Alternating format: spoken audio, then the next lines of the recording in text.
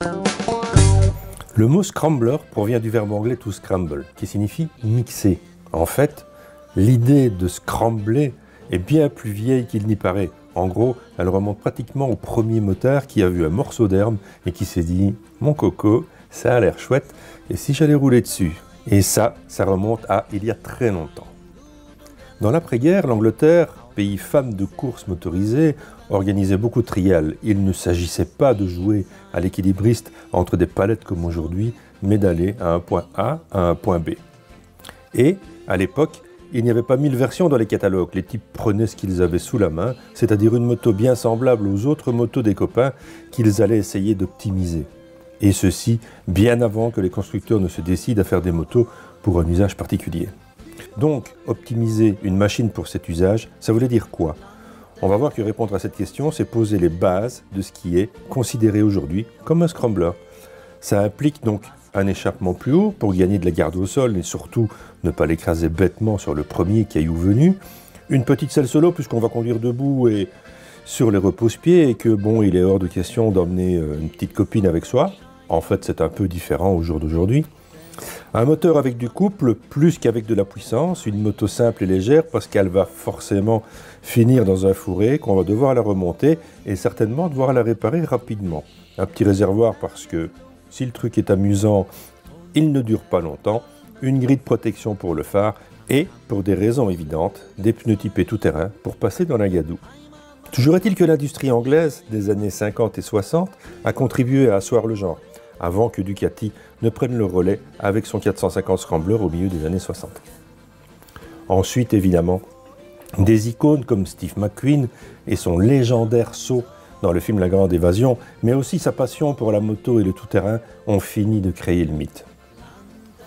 Le motard, comme tout grand enfant qu'il est, aime à se rouler dans la boue ou à défaut dans le sable. Au fil des années donc, et même des décennies, les rassemblements de ce jour ont continué à se produire et les USA ont pris le relais avec d'énormes virées dans le désert. Pour cela, il fallait juste rajouter une grosse plaque de protection sous le carter, Squeeze Plate, dont la contraction donne le sled de Ducati Scrambler, Desert Sled par exemple.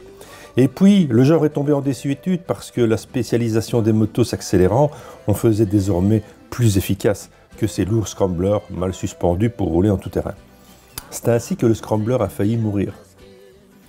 Mais fort heureusement, la coolitude a ses cycles et en 2006, Triumph se souvient intelligemment de son histoire et ressort le scrambler. Simple, pur, il donne envie. En faisant quelques recherches, j'ai trouvé ce magnifique Scrambler Triumph Trophy 500 qui vient directement des États-Unis. 2500 miles au compteur, cette machine roule pratiquement encore au quotidien et est devenue une véritable collector. Avouez comme moi, elle est juste magnifique. En 2019, Triumph enfonce le clou et nous sort cette sublime 1200 Scrambler qui fait un peu contresens puisque cette moto a été étudiée d'emblée pour être aussi performante en off-road que sur route. Avec son 1200 cm3 hérité de la Bonneville T120 qui développe ici 10 chevaux de plus pour arriver à un très honnête 90 chevaux, le nouveau Scrambler laisse augurer de belles sensations. Triumph ne rigole pas, assurant le premium aussi bien dans la stature que dans les équipements. Les étriers de frein suffisent à calmer tout le monde, du Brembo M50 qui croque des disques de 320 mm. Au guidon d'une moto nimbant les routes et les champs, le pilote peut compter sur du matos digne d'une hypersport. Le ton est donné. Avec ses échappements relevés, ses jantes à rayons, ses chaussures mixtes et son sabot de protection en aluminium, Triumph respecte les codes du genre évidemment. Et bien plus que la plupart des concurrents. Elle promet aussi davantage de capacité off-road avec un débattement suspension surprenant, 200 mm à l'avant comme à l'arrière, des chiffres que l'on ne voit même pas sur une 1200 Explorer XC. La hauteur de selle évidemment en ressent aussi les effets avec une altitude à 840 mm. Avec sa roue avant de 21 pouces, l'engin ne fait pas semblant pour aller tailler dans l'excursion. Comme cette fourche inversée de 45 mm, un duo d'amortisseurs Öhlins et un robuste autant qu'inédit bras oscillant en aluminium. Avec tout ceci à nouveau 4, ce 1200 Scrambler a pris une grosse indépendance par rapport à la Bonneville, de quoi manger de la route au petit déjeuner et de la boue à midi. La liste d'équipements ne fait pas qu'offrir du raffinement au 1200, c'est aussi une véritable provocation pour les concurrentes de la catégorie. Bon, par où commencer? L'ABS déconnectable à 3 niveaux, relié au mode de conduite, l'éclairage complet LED, le démarrage sans clé, le contrôle de traction désactivable ou la prise USB sous la selle, c'est du complet. Un des autres traits marquants de cette machine est l'adoption d'un tableau de bord TFT couleur deuxième génération avec un double thème d'affichage, plutôt sobre et compact, mais il fourmille d'informations. Vous avez un smartphone? Les possibilités d'interaction avec le compteur sont redoutées. Une fois acquis en option, le module de connectivité Bluetooth, vous pourrez coupler votre appareil pour contrôler la musique, le volume, les appels téléphoniques et aussi un système de navigation pas à pas, puisque Triumph a noué un partenariat avec Google afin de développer une appli de guidage. Une fois l'itinéraire sélectionné, les indications de direction s'affichent sur l'écran du tableau de bord sous la forme d'icônes. Le pilote dispose ainsi de la navigation, d'un calcul d'itinéraire, de l'affichage de la destination finale et des points d'intérêt. Le constructeur joue de surenchère dans la technologie embarquée, soucieux de prendre l'ascendant sur son rival préféré bavarois, mais également dans la finition.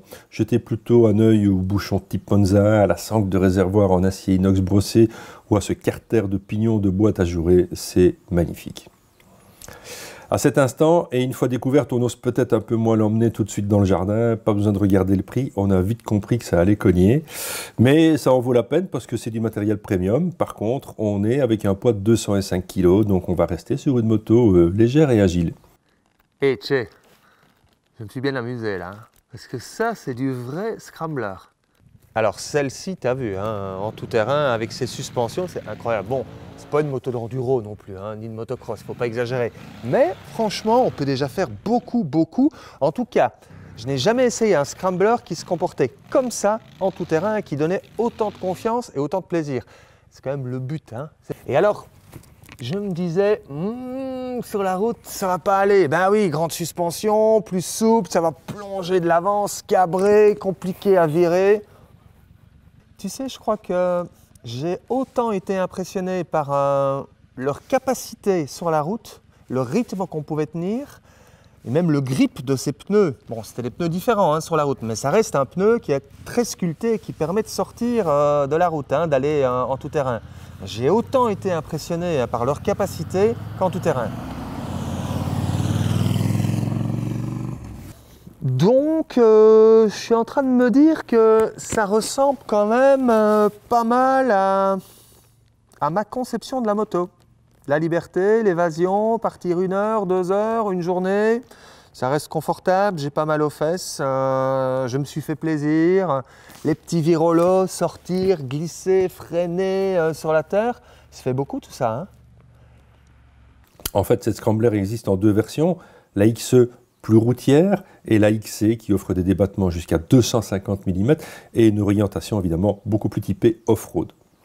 On pourra peut-être lui reprocher un tarif un peu lourd et un peu moins de chevaux que sa principale concurrente, la bavaroise BMW R90 Scrambler, mais il faut avouer que cette Triumph a vraiment une sacrée gueule.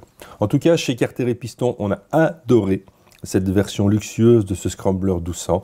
D'ailleurs, on va rouler dessus toute cette année pour un test longue durée. On n'a donc pas fini de vous en parler.